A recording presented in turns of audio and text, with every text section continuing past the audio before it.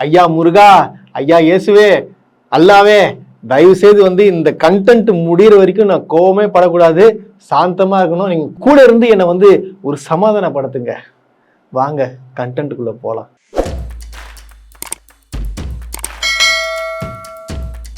நம்ம கோவப்பட்டு நம்மளோட உடல்நிலை தான் சரியில்லாம போகுது. இதுதான் உண்மை. ஆக்சுவலா பாத்தீங்கன்னா ஒரு ஆசிரியன்னா எப்படி இருக்கணும், அதாவது பசங்களுக்கு, அதாவது மாணவர்களுக்கு முன் உதாரணமாக இருக்கணும். அப்பா அம்மா சரியில்லைனா கூட ஆசிரியை திருத்துவாங்க, அது பக்குவப்படுத்துவாங்க பசங்களை. அவங்க பார்த்துமா நான் இவங்கள மாரி வரணும்டா அப்படின்னு சொல்லிட்டு நம்மளுக்கு தோணும் இல்லையா? ஆனா அது ஏன்னு தெரியலங்க. அதாவது விஜய் ரசிப்பவர்களும் தாவேகா கட்சியை சார்ந்தவர்களும் எந்த ஒரு பதவியில தான் சரி தற்கூரிகளா மாறிடுறாங்க. அது ஏன்னு சொல்லிட்டு ஒண்ணு எனக்கு புரியல. நான் இந்த டீட்டெயிலா பேசுறதுக்கு முன்னாடி இந்த வீடியோ நீங்க பாத்துருங்க. தஞ்சாவூர் ஒரத்த நாட்டில் நடந்த தாவேகா மகளிர் தின விழா மேடையில் சினிமா பாடலுக்கு ஆட்டம் போட்ட அரசு பள்ளி தலைமை ஆசிரியை சஸ்பெண்ட் செய்யப்பட்டுள்ளார். விழா மேடையில் இந்த விஜய் நடித்து சிவகாசி படத்தில் வருகிற அந்த கோடம்பாக்கம் ஏரியா ஓட்டி கேட்டு வரியா என்ன அந்த பாடலுக்கு குத்தாட்டம் போட்டு நடனம் மாறினார். இந்த வீடியோ சமூக வலைத்தளத்தில் வைரலானது. இந்த வீடியோ நீங்க பார்த்திருப்பீங்க. இந்த பாடலுக்கு நடனம் ஆடக்கூடியவர் தான் வேற யாருன்னு பாத்தீங்கன்னா இவங்க ஒரு தலைமை ஆசிரியை. இவங்களுக்கு வயது என்னன்னு பாத்தீங்கன்னா கிட்டத்தட்ட 58 வயதாகுது.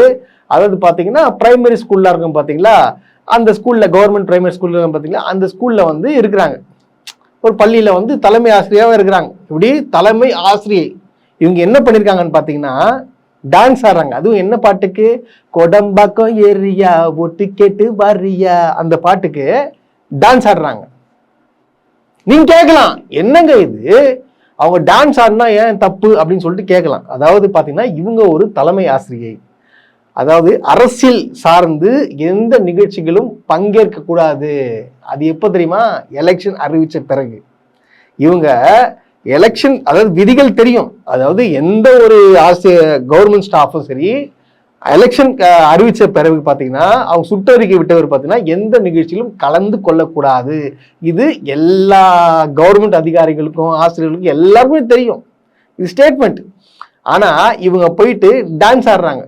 இது எப்பாற்பட்ட தற்கூரியா இருப்பாங்கன்னு சொல்லிட்டு எனக்கு தெரியல. ஒரு ஆசிரியை பார்த்துங்க எப்படி இருக்கிறாங்க, எப்படி ஒரு முன்னுதாரணமா இருக்காங்க பாருங்க. ஸோ இவங்களை இன்னைக்கு தகுதி நீக்கம் பண்ணியிருக்கிறாங்க. அதை சஸ்பெண்ட் பண்ணியிருக்காங்கன்னு நினைக்கிறேன். நடவடிக்கை எடுத்தாச்சு அவங்க மேல.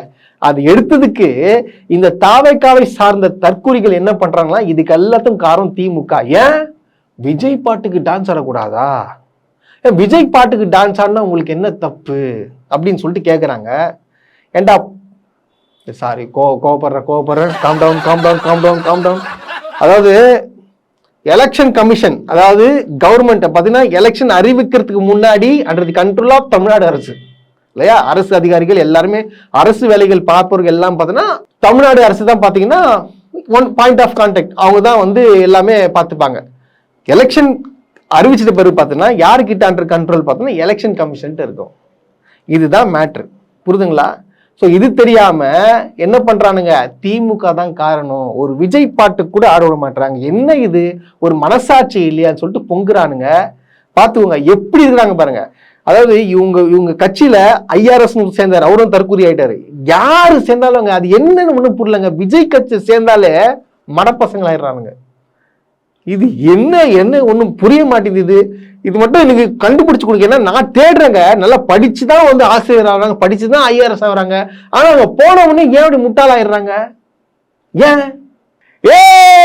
விஜயனுக்கு ரோசம் வந்துருச்சு, விஜயனுக்கு மானம் சூடு சொர்ண எல்லாம் வந்துருச்சு, ஒரே டைம்ல வந்துருச்சு.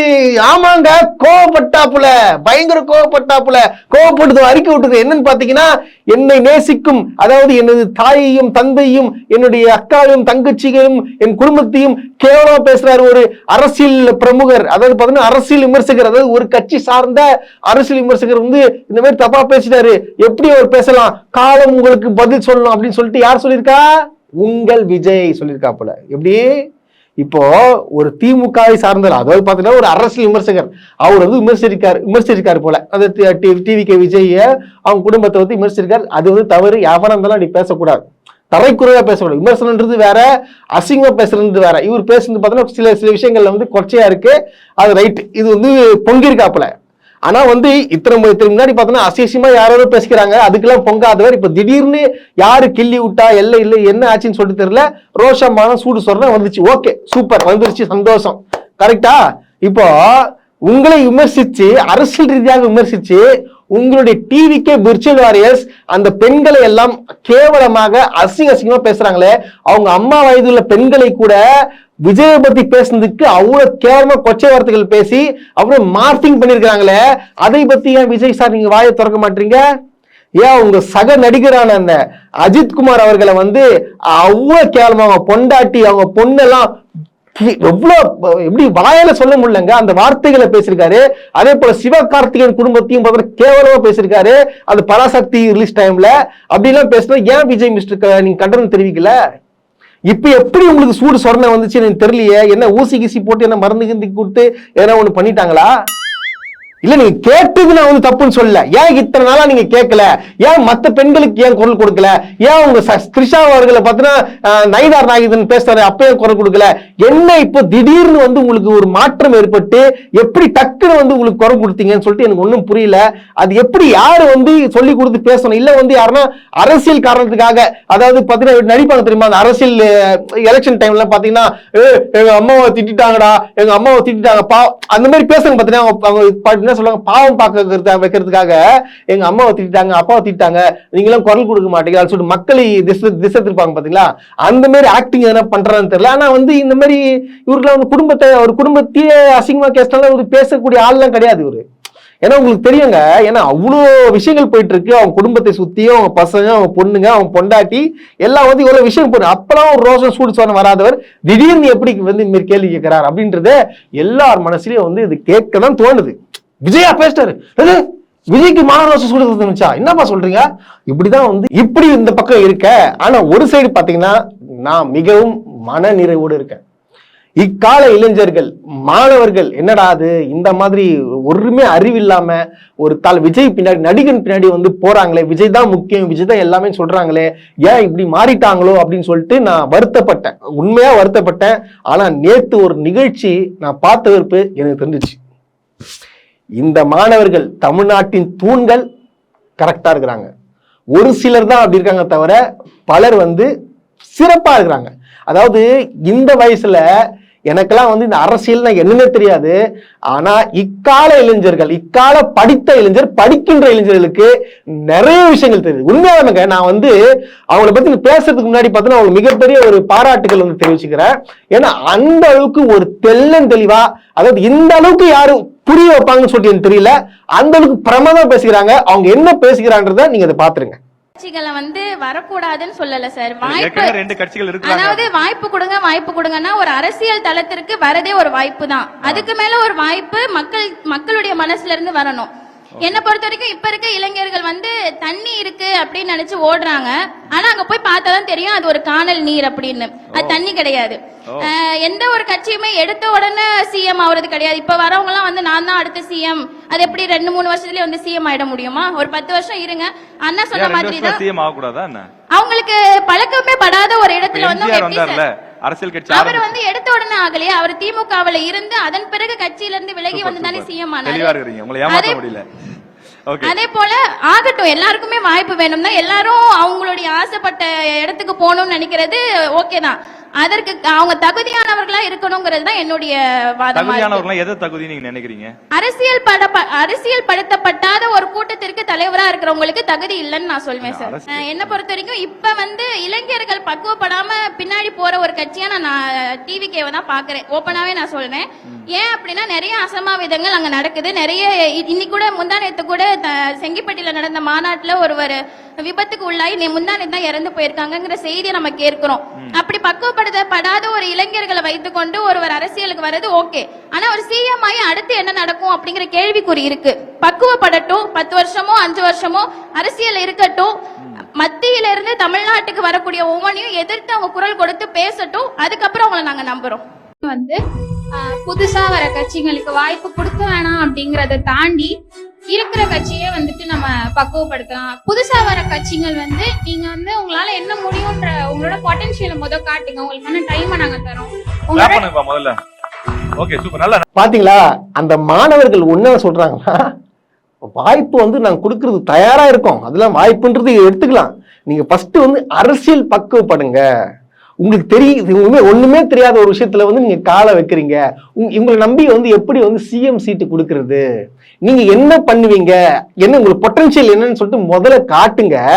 அதுக்கப்புறமா வந்து உங்களை நாங்க முடிவு பண்ணலாம். அதே போல தமிழ்நாட்டு மக்களுக்கு வந்து நான் ஒரு விஷயம் சொல்லிக்கிறேன். அந்த பொண்ணு சொல்லுது பாருங்க, சூப்பரா சொல்லுது, பக்காவா சொல்லுதுங்க. தண்ணி இருக்குன்னு சொல்லிட்டு போறீங்க, ஆனா அது ஒரு காணல் நீர். நான் வேற யாருமே சொல்லல, டிவிக்கேவை தான் நான் சொல்றேன். எப்படி டிவிக்கு தான் சொல்றேன். உங்ககிட்ட இருக்க பக்குவப்படாத ஒரு ரசிகர்கள், அவங்கள வச்சு நீ எப்படி நீ சிஎம் ஆக முடியும்? நீ சிஎம் ஆகுனா தமிழ்நாடு நிலைமை என்ன அப்படின்னு சொல்லிட்டு யாரு கேள்வி கேட்கிறா? ஒரு படிக்கின்ற மாணவி சிறப்பான கேள்வி கேட்கிறான். அந்த 2 மாணவர்களுக்கும் வந்து ஒரு மிகப்பெரிய பாராட்டுக்கள். ஏன்னா இந்த பொண்ணு பேசுறது பார்த்தீங்கன்னா அங்க ஆப்போசிட்ல இருக்கிற அத்தனை மாணவர்களும் வியந்து பாக்குறாங்க. என்னடா அது, இப்படி ஒண்ணு இருக்கா, இப்படி இருக்கா, ஆமா அந்த பொண்ணு சொல்றது கரெக்ட் தானே அப்படின்னு சொல்லிட்டு பேசுறாங்க. அது பாருங்க, சொல்லி கொடுத்து பேசுறது வேறங்க, இதெல்லாம் வந்து அறிவு ஆட்டோமேட்டிக்கா வருதுலாம். புரியுதுங்களா? ஏன்னா இவங்க புரிஞ்சுக்கிறாங்க. இப்ப நாங்க வந்து கிட்டத்தட்ட பாத்தீங்கன்னா ஒரு வருஷமா வந்து விஜய் வந்து ஒரு தற்கூரி, அரசியலுக்கு தகுதி இல்லாதன்னு சொல்லிட்டு தொடர்ந்து வீடியோ போட்டுட்டு இருக்கோம். ஆனா எங்களை விட வெறும் 3 நிமிஷம் பேச்சுல காலி பண்ணிட்டாங்க. உண்மையாங்க, அந்த அளவுக்கு ஒரு தெளிவான ஒரு பேச்சு. இந்த மாணவி பேசுனதை கேட்டு பார்த்து பலர் தூங்குகிறான். அதுல கமெண்ட்ஸ் எல்லாம் பாக்குறாங்க. சொல்றேன், அம்மா பாப்பா நீ சொன்னது ரொம்ப கரெக்ட், நான் முட்டாளா இருந்தேன், எனக்கு வந்து நீ வந்து புரிய வச்சுட்ட அப்படின்னு சொல்லிட்டு நான் பார்க்கும் போதெல்லாம் எனக்கு சந்தோஷமா இருக்கு. ஏன்னா நான் வீடியோல அவ்வளவு கத்துறோம், இருந்தாலும் பாருங்க நீங்க கத்துங்க. ஆனா நிறைய பேர் வந்து இது நிறைய பேருக்கு சொல்றாங்க, விஜய்ன்ற ஒரு தகுதி இல்லாம சொல்றாங்கன்னு சொல்லிட்டு நான் நினைக்கும் போது உண்மையா ஐ எம் ப்ரௌடுங்க. நான் வந்து ரொம்ப வந்து இது பண்ணேடா, அது இப்படி இருக்கிறாங்களேடா, நம்ம எது சொன்னாலும் கேட்க மாட்டாங்களே, இந்த மாணவர்கள் எல்லாம் புரியுமா புரியாதா, நம்ம தமிழ்நாடு எப்படி அழிய போகுது. உண்மையா நான் வந்து நிறைய யோசிச்சேன் நான்.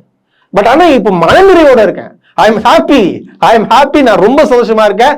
இந்த வீடியோவை பாருங்க, இந்த வீடியோவை நீங்க திரும்ப பாருங்க, உங்களுக்கு ரொம்ப பிடிக்கும். உங்க அறியாமையே உங்கள் கண்களில் தண்ணீர் வரும்.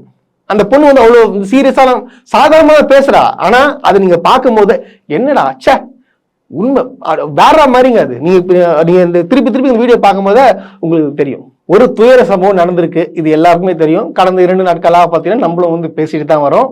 நேற்று வரை இல்ல, இன்று வரை, இப்ப வரை, இந்த நொடி வரை இல்லையா, விஜய பார்க்க வந்து ஒருத்தன் உயிரை விட்டுருக்கான்றது தெரியும். இன்று வரை அவங்க வீட்டுக்கு ஒரு கால் பண்ணி கூட பேசாதவர் தான் இந்த விஜய். எவ்வளவு ஒரு மனசாட்சி இல்லாம இருக்கா பாருங்க. இவரை பார்க்கறதுக்காக தான் வரான், இவர் பார்க்கறதும் இறக்குறான். ஆனா இப்ப வரைக்கும் ஒரு காலோ இல்ல பார்த்தோன்னா அந்த ஊர்ல இருக்கிற தாவேக்கா நிர்வாகிகளோ எந்த உதவியும் எதுவுமே இப்ப வரைக்கும் பண்ணவே இல்லை. நான் கேட்கிறேன், ஒரு போன் பண்ணி பேசுறதுக்கு என்ன? அது ஒரு போன் பண்ணியாச்சு, ஒரு காட்டசி, ஜஸ்ட் ஒரு காட்டசி, ஐயா இந்த மாதிரி மன்னிச்சிருங்கய்யா, இந்த மாதிரி ஆயிடுச்சு, குடும்பத்துக்கு பையனுக்கு இல்ல குடும்பத்துக்கு எந்த தேவையா இருந்தாலும் நான் ஒன்றும் பண்ணித்தரேன், ஒன்றும் பிரச்சனை இல்லை, கலங்காதீங்க, இந்த ஒரு வார்த்தை இது சொன்னா அவங்க அப்பாவுக்கு சந்தோஷமா இருக்குமா இருக்காதா? ஒரு சின்ன ஒரு சந்தோஷம். பையன் போயிட்டான், இருந்தாலும் வந்து பையன் வந்து விஜய் பின்னாடி போனா விஜய் வந்து பாத்தீங்கன்னா போன் பண்ணி பேசுறாரு, பரவாயில்லப்பா என்கிட்ட போன் பண்ணி பேசுறாரு அப்படின்ற ஒரு சின்ன ஒரு இது இருக்கும், ஒரு அமைதி கிடைக்கும். ஆனா இப்போ வரைக்கும் கிடைக்கவே இல்லை. ஆனா மாண்புமிகு அமைச்சர் பாத்தீங்கன்னா அன்பில் மகேஷ் பொய்யாமொழி நேத்து பாத்தீங்கன்னா அவங்க வீட்டுக்கு போயிட்டு பார்த்துட்டு அவங்க அப்பாவுக்கு கூட இருந்து ஆறுதல் சொல்லி என்ன உதவினாலும் கேளுங்க அப்படின்னு சொல்லிட்டு வந்திருக்காங்க. ஆனா இப்போ என்ன பண்றான் கீழே இருக்கிறவன், ஏண்டா அரசியலுக்காக ஏண்டா இவ்வளவு கேவலமா வேலை பண்றீங்க அப்படின்னு சொல்லிட்டு கேட்கறான். இது கரெக்டா தப்பாங்க நீங்க சொல்லுங்க? இந்த மாதிரி கேட்கலாமா? ஒருத்தர் போயிருக்காரு, அதை வந்து கேள்வி கேட்கறான். ஒருத்தன் வீட்டுக்குள்ளேயே உட்காந்துக்கிறான், அவனை யாருமே கேள்வி கேட்க மாட்டான். அது ஏன் எனக்கு தெரியல. வித்தியாசமா இருக்குல்ல இந்த கட்சி. ஆமா, ரொம்ப வந்து வித்தியாசமான ஒரு கட்சியாவே இருக்கு. இது எப்படி சொல்றதுன்னு சொல்லிட்டு எனக்கு தெரியல. இது எப்படி, இது எந்த மாதிரியான ஒரு கட்சி, அவங்களுடைய எண்ணங்கள் எப்படின்றத நீங்களே முடிவு பண்ணிக்கோங்க. அதே போல பாத்தீங்கன்னா அட்டவணை வந்து ரிலீஸ் ஆயிருக்கு. அட்டவணை, அதாவது பாத்தீங்கன்னா தேர்தல் பிரச்சாரத்துக்கு அண்ணன் ரெடி, 28ஆம் தேதி வர போறாரு பாருங்க. அதாவது ஒரு பிக்ஸ் பண்ணிருக்காங்க டைமிங் பாருங்க. அந்த டைமிங் தான் வந்து நீங்க உற்று நோக்கணும். இத்தனை காலமாக பாத்தீங்கன்னா ஒரு கிட்டத்தட்ட ஒரு 1.5 வருஷமா வெளியே போயிட்டு மாசத்துக்கு ஒரு வாட்டியோ 2 மாசத்துக்கு ஒரு வாட்டியோ பாக்குறாரு, பிரச்சாரன்ற பேர்ல போறாரு. அதுவும் பாத்தீங்கன்னா எப்பவுமே அந்த உச்சி வெயில தான் போறது. இப்பயும் பாருங்க சென்னையில அடிக்கிற வெயிலுக்கு அந்த அட்டவணை போட்டிருக்கா போல. காலையில 10 மணிக்கு ஸ்டார்ட் பண்ணி பாத்தீங்கன்னா 4 மணிக்கு எங்க விருகம்பாக்கத்துல முடிக்கிறா போல. இப்படியே அந்த வெயில் எல்லாத்தையும் முடிச்சிடணும். அந்த வெயில் கீழே இறங்கக்கூடாது, வெயிலே முடிச்சிடணும். வெயில்ல வந்து அவர் கருகி மக்கள் வந்து உயிரை விடணும், வெயில நிக்கிறதுக்கு இடம் இல்லாம எல்லாம் கீழே வந்து சாகணும் அப்படின்ற ஒரு எண்ணம் தாங்க இதுக்கு. இவன் பாருங்க, இவர் வந்து 6 மணிக்கு மேல வீட்டை விட்டு வெளியே வர மாட்டார். 6 மணிக்குள்ள வீட்டுக்குள்ள போயிடணும். அதான் 6 மணிக்கு மேல ஆட்டோ ஓடான்னு சொல்லுவாங்கல்ல, அந்த மாதிரி. ஆனா 10 to 4 அது என்ன இது? ஏன் காலையில 6 மணில இருந்து நைட்டு 10 மணி வரைக்கும் டைம் இருக்கு, அதுல டைம் 10 to 4 என்னங்க இது? ஏன்னா அவ்வளவு பேரை காவு வாங்கியிருக்க. இவ திருப்பி வந்து போய் நீங்க பெரம்பூர் அங்க போய் சுற்றுப்பயணம் போற, பிரச்சாரம் பண்ண போறீங்க. அப்ப அங்க போய் வெயில்ல வந்து காஞ்சி என்ன கீழே வீடு மயக்கம் வந்து செத்துக்கிட்டு போயிட்டானா யார் பொறுப்பு? இப்போ வரைக்கும் நீ பொறுப்பே இருக்கல, அதை விட்டுரு. இன்னும் எத்தனை பேரை சாவடிக்கலாம்னு சொல்லிட்டு உன்னுடைய ஏம்ல இருக்கு. இன்னும் எத்தனை பேரை நீ காவு வாங்க போற? எனக்கு புரியல, எனக்கு பக்கு பக்குன்னு இருக்கு. 28ஆம் தேதி பாத்தீங்கன்னா என்ன ஆக போகுது ஏதாக போகுது தெரியல. தயவு செய்து விஜய் ரசிகர்களா இருக்கீங்கன்னா விஜய் நீங்க பார்க்க போறீங்களா, கொடை எடுத்துக்கோங்க, தண்ணி பாட்டில் எடுத்துக்கோங்க. எவனும் அங்க தண்ணியும் கொடுக்க மாட்டான், எதுவும் கொடுக்க மாட்டான். தயவு செய்து யாரை நம்பி போங்க, விஜயை மட்டும் நம்பி போகாதீங்க. அடே ஒய்யால, அதாவது டேய் அவன் நிறுத்த சொல்ற, அவனை நிறுத்த சொல்லு, தயவு செய்து நிறுத்த சொல்லு அவனை. ஐயோ என்னால கேட்க முடியலையே. இந்த மாதிரியான இதெல்லாம் பண்ணணும் தெரியுமா? ஒருத்தன் தேவையில்லாம பேசணும், டென்ஷனா தெரியுமா? ஒரு பெரிய அறிவாளிகள், அதாவது பாத்தீங்கன்னா பெரிய அப்பாட்டகர் நினைச்சு தன்னை தானே பேசுவாங்க பாத்தீங்களா? அவங்க பேசுறத பார்த்தா இப்படிதான் நம்ம சொல்லணும்னு தோணும். அந்த மாதிரி கேஸ்ல தான் இங்க இந்த லூசு மோகன், இந்த ராஜ்மோகன், அதாவது அவர் என்ன சொல்றாப்புலையா, அவங்க ஒரு 5-6 பேரை வந்து உட்கார்ந்துக்கிறாங்க. இவர் சார் வந்து நிக்கிறாப்புல, நின்றுட்டு நான் வந்து தலைவரை புகழும் போது அவர்கிட்ட நான் சொன்னேன், தலைவா நான் வந்து உங்களை வந்து எப்படி ஃபர்ஸ்ட் கூடுவேன்னா, வெற்றி தலைவரே வருக வருக, தர்மத்தாயின் புதல்வனே வருக வருக, எப்படி அப்படி சொல்வாப்லையா? எப்போ பிஃபோர் எலெக்ஷன் சரிங்களா, நல்லா உத்து நோக்கணும். ஒரு ஆஃப்டர் எலெக்ஷன் பாத்தீங்கன்னா தமிழக முதலமைச்சரே வருக வருக அப்படின்னு சொல்லிட்டு நான் அவனை கூடுவேன் அப்படின்னு சந்தோஷம். விஜய் சந்தோஷம், அவர் ரெடி கொடுப்பாரான். நான் எம்எல்ஏவாக நின்றுட்டு ஆஃப்டர் எலெக்ஷன் வந்து தமிழக முதலமைச்சரே வருக வருக. பாத்தீங்களா எந்த அளவுக்கு ஒரு பாசிட்டிவா இவர் எம்எல்ஏ ஆயிட்டாரு. இப்போ நான் சொல்றது புரியுதுங்களா? அந்த லூசு மோகன் ராஜ்மோகன் இருக்கான் பாருங்க, அவன் மனசுல எம்எல்ஏ ஆயிட்டாப்புல, அந்த மாதிரி ஒரு ஃபார்ம்ல இருக்கிறாப்புல. பாருங்க எந்த அளவுக்கு கற்பனை கோட்டைங்க. அதாவது அப்துல் கலாம் சொல்லியிருக்காரு, கனவு காணுங்க. அதுக்கு நீ இந்த மாதிரி டெபாசிட் வாங்குற நீ முதல்ல அந்த எக்மோர்ல காமெடி பண்ணுகிற இந்த வீடியோ நீங்க பாருங்க. உண்மையா சொல்ற, ஃபன் கேரண்டி, சிரிச்சுனே இருப்பீங்க நீங்க. தளபதி கிட்ட பேசும்போது நிறைய சொல்ல போனா கடைசியா ஒரே வரையில முடிச்சுட்டேன். என்னப்பா அமைதியா இருக்கிறவங்க ஓவரா பேசுறேன் சொன்னேன். தலைவா ஒவ்வொரு மேடையிலும் உங்களை ஒவ்வொரு விதமா நான் போடுவேன். வெற்றி தலைவரே வருக அப்படின்னா, தர்மத்தாயின் தவப்புதவரே வருக அப்படின்னா. இன்னொரு எலெக்ஷனை பொறுத்தவரைக்கும் என் நண்பர்கள் அண்ணா பூக்கடையாரு எங்க பசங்க இன்னொரு எலெக்ஷன் முடிச்ச பிறகு ஒரு எம்எல்ஏவா அவங்க முன்னாடி வந்து மாண்புமிகு தமிழ்நாடு